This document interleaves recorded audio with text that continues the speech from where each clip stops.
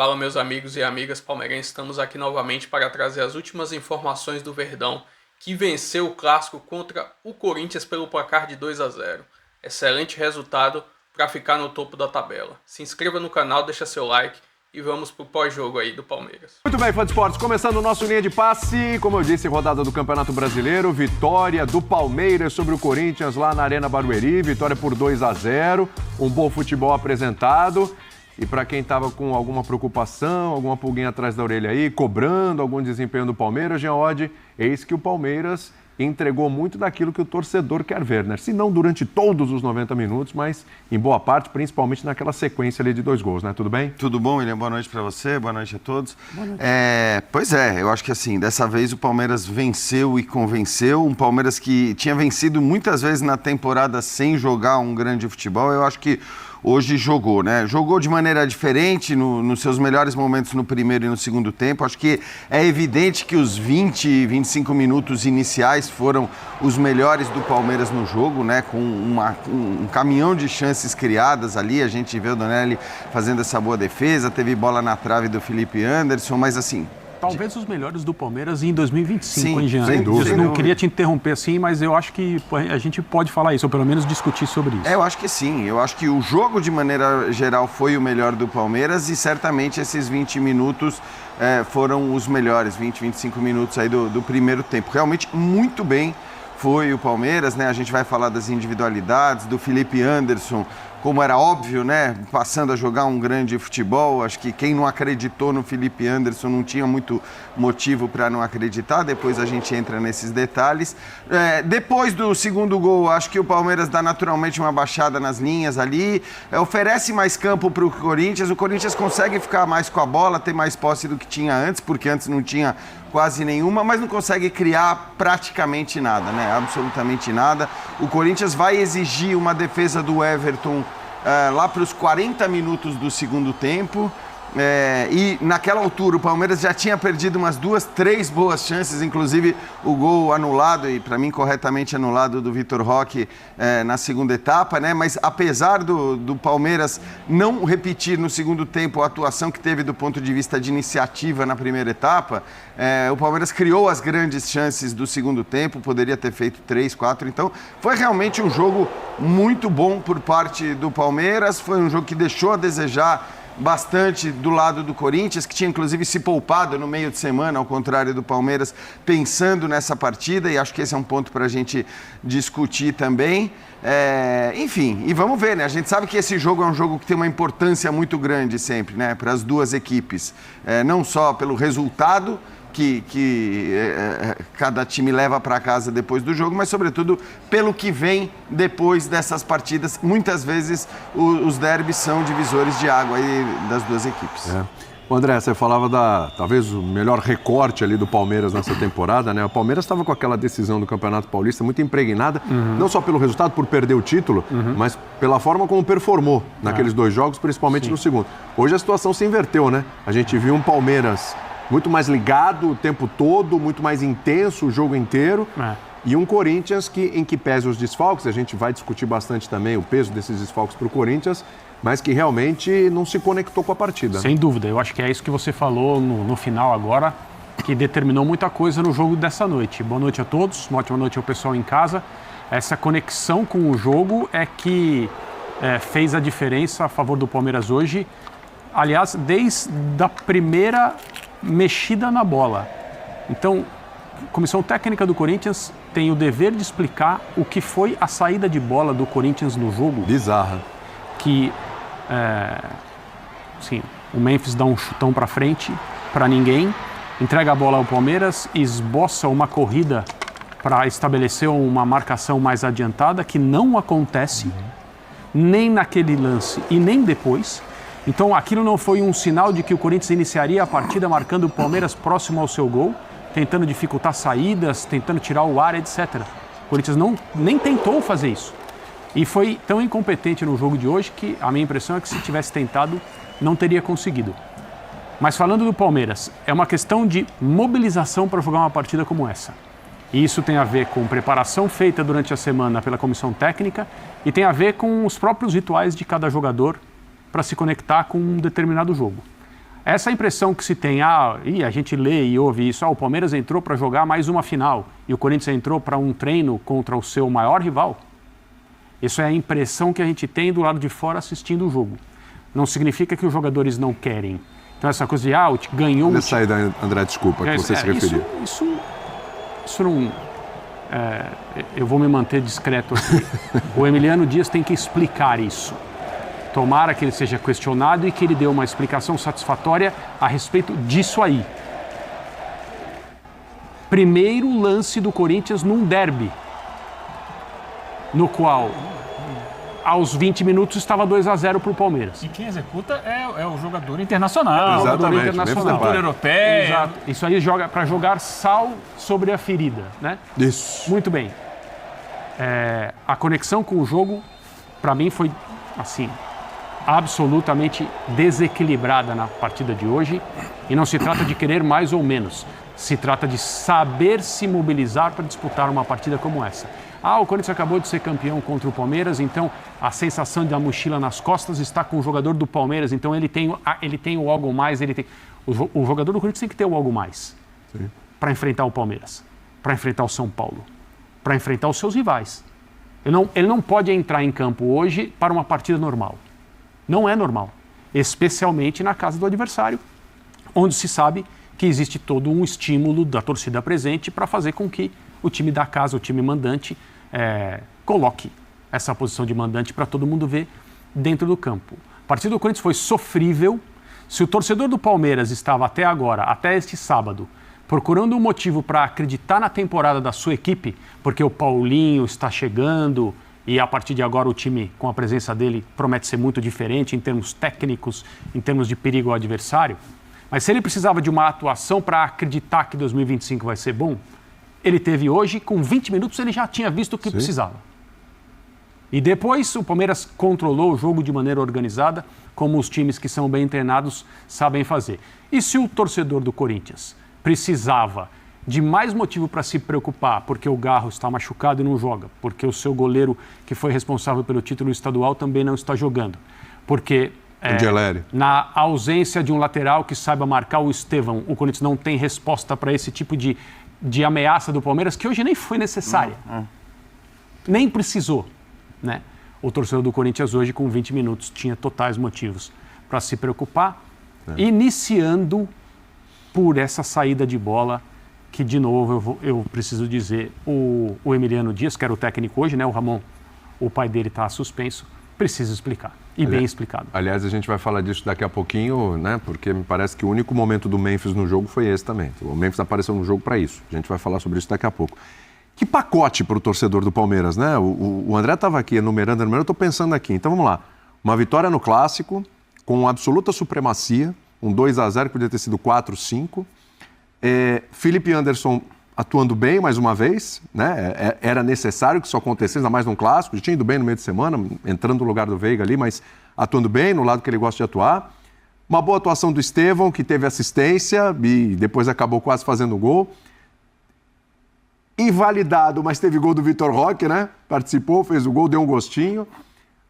Teve o Paulinho aparecendo, estreando quase, também teve oportunidade, né? Quer dizer, é uma série de boas notícias para o torcedor do Palmeiras, justamente no Clássico, aquela que a partida, um confronto mais pesado para o Palmeiras, pelo menos aí em termos de rivalidade, dando uma resposta também à decisão. O título não volta, né, Eugênio? Mas você dá uma resposta, pelo menos com relação a desempenho e atuação. E deu no que deu aí esse 2-0, com uma cara de 4 ou 5-0 aí para o Palmeiras. Esse é um bom ponto. A gente vai falar de vários personagens, né, Jean? Mas acho que esse é um bom ponto falar um pouco do Felipe Anderson. Porque teve a boa atuação no meio de semana, né? Aí entrando no jogo, comecinho, mas entrou no jogo. E hoje, assim, muito claramente à vontade no setor que lhe compete. E isso tem 2 pontos. Um, você aproveitar o que o jogador tem de melhor, mas a gente fala, mas poxa vida, o jogador tem que ser versátil, tem que atuar aqui, ali e tal. O Felipe Anderson, ele é um cara para jogar naquele setor, ele pode se adaptar, mas ali, Jean, se o cara tá bem ali, se o cara rende ali, se a prova tá aí desses 2 jogos, ele atuando pelo canto dele, eu acho que é uma situação que está meio que encaminhada ali. Acho que ele pode retomar uma titularidade mesmo desse time, né? Eu acho que sim. Eu acho que agora a coisa está meio encaminhada para isso, né? Para ele jogar aberto pelo lado direito, como a gente viu. Eu só faço algumas ressalvas em relação a essa coisa, porque primeiro parece que se inventou o Felipe Anderson do lado esquerdo no Brasil e no Palmeiras. Não é verdade. O Felipe Anderson, quando jogava na Lazio, antes de se transferir para o West Ham, jogava muitas vezes no meio, na esquerda e jogava na direita também. Mais na direita, mas jogava muito nas outras posições. Ele vai para o West Ham, onde, é verdade, ele acaba não rendendo a mesma coisa que sempre rendeu na Lazio e só joga praticamente pelo lado esquerdo. Tá? O meu ponto é, eu acho que no momento em que ele não é escalado do lado direito, na hora que ele chega, você tem todas as justificativas do mundo. Porque o Estevão estava comendo a bola por ali. E eu acho que essa história de, tudo bem, o Estevão precisa jogar pelo meio, precisa ter a liberdade e tal, que cabe a partir do momento em que o Estevão parou de render do lado direito aquilo que ele estava rendendo. Porque o que o Estevão estava fazendo era um absurdo. E não fazia sentido você colocar ninguém ali. Perfeito, ninguém. Perfeito. Não vou dizer, se chega o Yamal, talvez você colocasse o Yamal para jogar lá. Mas mesmo assim tinha discussão com o que o Estevão estava fazendo, entendeu? Então, eu acho que naquele momento fazia sentido você buscar um outro lugar para o Felipe Anderson. Podia ser centralizado, né, onde ele também já jogou, e o Veiga não estava jogando tão bem. Podia ser do lado esquerdo, onde ele de fato acabou não rendendo. A verdade é que ele entra do lado direito. O Estevão ganha essa liberdade para jogar quase que com uma dupla com o Vitor Roque, mas acho que o Estevão, deste jeito, ainda não está jogando o que ele jogou aberto pelo lado direito. Não acho que seja um problema, porque as coisas não são imediatas, então assim... E agora ele ganha uma outra opção, que é o Paulinho, que acho que tem que entrar nesse balaio. O Paulinho entra bem hoje, inclusive, quase faz o gol.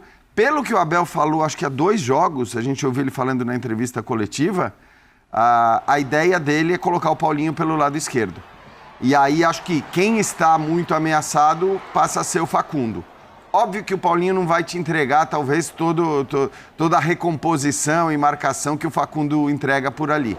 Mas acho que com o Paulinho 100% ele vai entrar pelo lado esquerdo, você vai ter o Felipe Anderson pelo lado direito e você tem uma dupla ali de ataque com o Estevão e Vitor Roque. E o futuro bem próximo é Facundo, Paulinho e Vitor Roque. Então, quando o Estevão sair, o que talvez... Não tem o Veiga, né? Então, é isso que eu ia falar.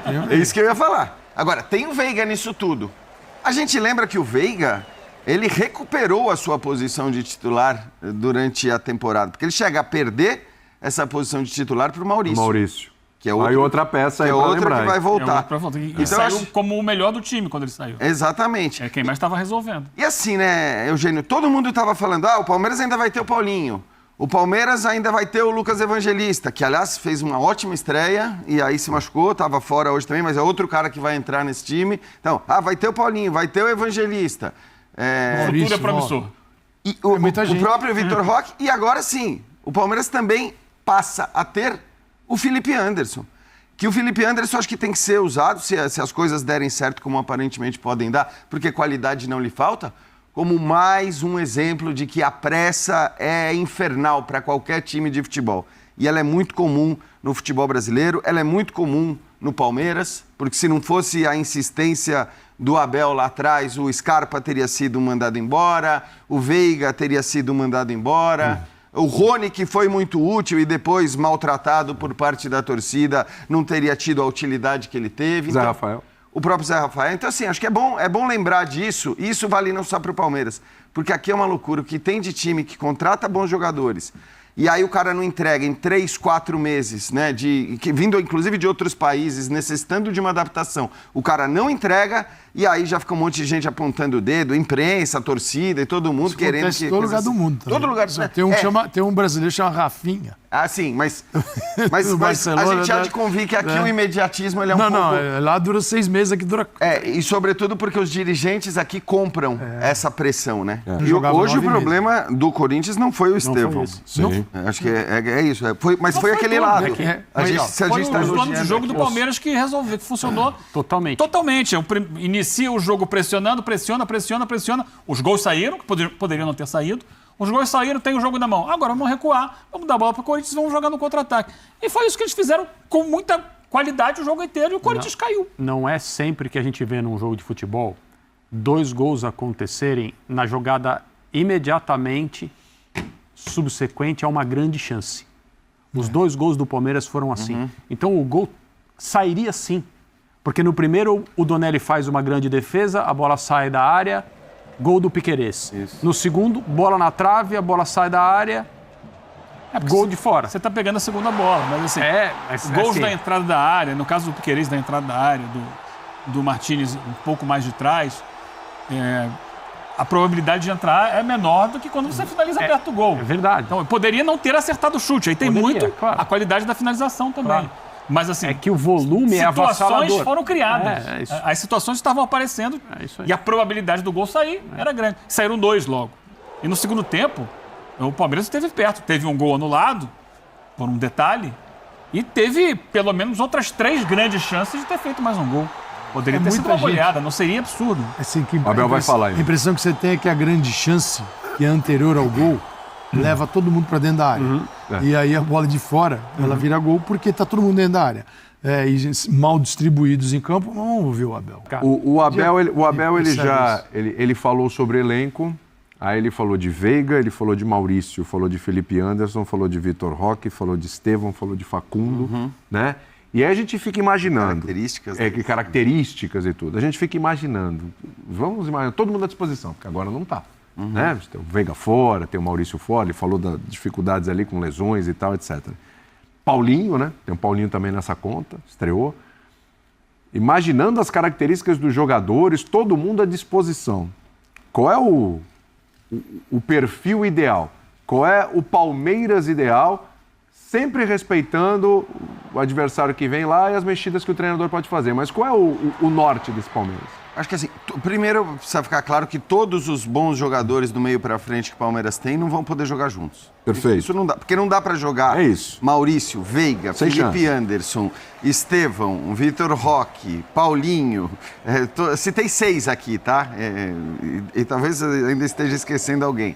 Quer dizer, posso citar o Facundo também, mas vou ficar nesses 6, tá? Então assim, não dá pra jogar os 6. Isso pra mim é óbvio.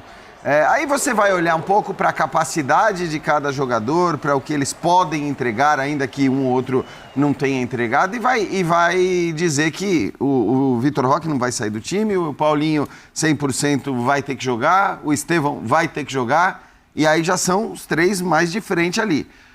O Felipe Anderson, jogando o que jogou hoje, jogando o que começou a jogar já na partida anterior contra o Sport, é um cara também... A questão é, assim, ele nunca teve até agora todo mundo à disposição.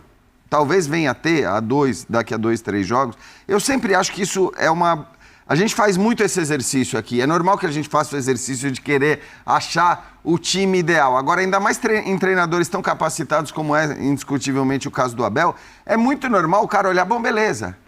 Neste jogo faz mais sentido um outro jogo faz mais sentido outro, porque não dá para todo mundo jogar o tempo todo. Então, eu acho que esses caras que eu citei disponíveis, eles vão ser titulares. O Veiga não estava jogando, o Veiga que tem a importância que tem na história do Palmeiras, a capacidade indiscutível que tem, mas ele não vinha jogando bem. Então, talvez, nesse primeiro momento de retorno, olhando para o que o Felipe Anderson fez hoje, você não tem o Veiga, talvez você não tenha esse meia central, que é a figura do Veiga. A gente costuma fazer, né? Uma coisa antiga, tradicional, fazer uma imaginação do que seria o 11 titular. Isso, o 11 ideal. O time titular, fulano. E hoje, cada vez menos, isso é possível. Pelo calendário, pelas nuances de cada partida. Por exemplo, tem gente que vem jogar com o Palmeiras e não, porque vai jogar no Allianz, piso sintético, tal jogador não vai atuar. Então você vai mudar. E outra...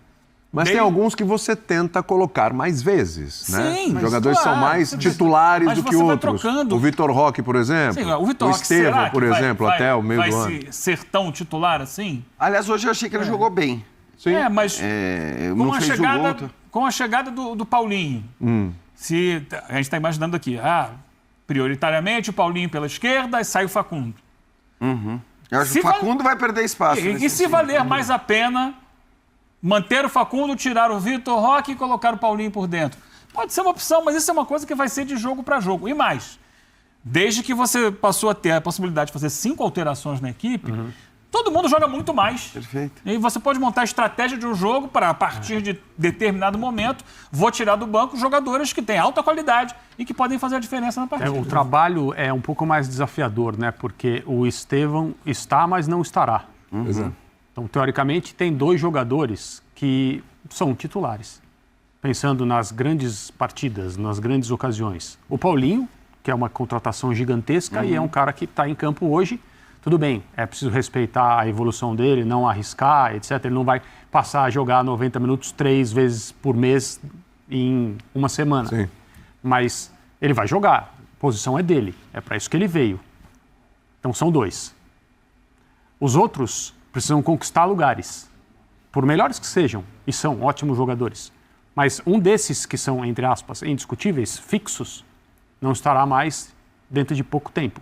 E o time precisa continuar produzindo e vai ter que alcançar os seus objetivos sem ele, porque quando as coisas forem contadas ao final do ano, o Estevão vai estar na Inglaterra. Sim. As atuações do Felipe talvez ajudem nesse sentido, né? Porque você pode, por exemplo, se você não tem o Estevão amanhã, você pode fazer a dupla Paulinho e Vitor Roque. O Paulinho caindo mais para o lado esquerdo. É claro que a característica é diferente, mas eles podem muito bem ser uma dupla de ataque, com o Felipe Anderson ocupando o espaço que foi por tanto tempo do Estevão e que hoje já não foi. Mas também não há garantia nenhuma, pelo que disse o Abel. Né? Jogou porque estou com 2 jogadores machucados, claro. E não sei se vai jogar por ali, não. Não tenho certeza, muito pelo contrário. Ele meio que, sim, foi uma coisa eventual, pontual que eu coloquei ali. Embora tenha jogado bem nessas 2 partidas. Sim. Mas foi uma coisa pontual e ele não quer garantir nada. Eu entendo que primeiro ele precisa ter todo mundo à disposição. Um dos problemas que ele teve até agora foi não ter o elenco à disposição, não ter caras machucados e tal. Pra você formar algo novo, olhando mais para o hospital do clube do que para o campo, às vezes atrapalha a vida. Com o time que foi para campo hoje, é possível você olhar para este formato e falar: este formato, com este nível de vontade, intensidade, efervescência, é um formato que deve ser mantido. Eu vou fazer meu breve comentário aqui sobre essa vitória do Palmeiras contra o Corinthians, vitória importante que deixa o Palmeiras no topo da liderança do Campeonato Brasileiro. Além disso, na minha opinião, o Palmeiras fez o melhor jogo da temporada, mostrou consistência, principalmente defensiva, conseguiu anular o Corinthians totalmente. O Corinthians mal finalizou, só no finalzinho aí, uma falha ali na saída de bola do Aníbal junto com o Giai. Mas enfim, o Palmeiras foi muito superior, conseguiu 2 gols de chutes de fora da área, até que enfim, mas também perdeu alguns gols lá na frente, principalmente no segundo tempo. Precisa melhorar. Os gols mais fáceis a equipe está perdendo. Destaques individuais, na minha opinião, na partida. O Facundo Torres fez uma excelente partida taticamente. Ele marcou, se vocês observarem, o Carrillo se movimentava no campo. Quando o Palmeiras estava com as linhas baixas, o Carrillo se movimentava e o Facundo estava atrás dele o tempo todo. E aí quando ia atacar, realmente ele não tinha essa eficiência que a gente queria que ele tivesse na parte ofensiva. Mas defensivamente, se você observasse, ele estava acompanhando o Carrillo o tempo todo. Além disso, o Vitor Roque, tá difícil sair o golzinho dele, hein? Sempre tem um impedimentozinho para atrapalhar. Além disso, a entrada de Paulinho, na minha opinião, muito bom, hein? Chamou o jogo, chama para fazer tabela. E aí onde eu quero ver? Paulinho e Vitor Roque juntos. Porque aí eu acho que aí vai sair bons resultados, bons gols, pra gente sempre sair com essa vitória. Agora é focar no Internacional, jogo totalmente difícil de vencer lá. É possível porque nosso time tem qualidade, mas vai ser um jogo muito importante para testar o Palmeiras. O Internacional muito bem na temporada. Vamos ver o que a Abel vai conseguir estudar o time adversário para conseguir trazer um bom resultado lá. Enfim, se inscreva no canal, deixa seu like e até o próximo vídeo.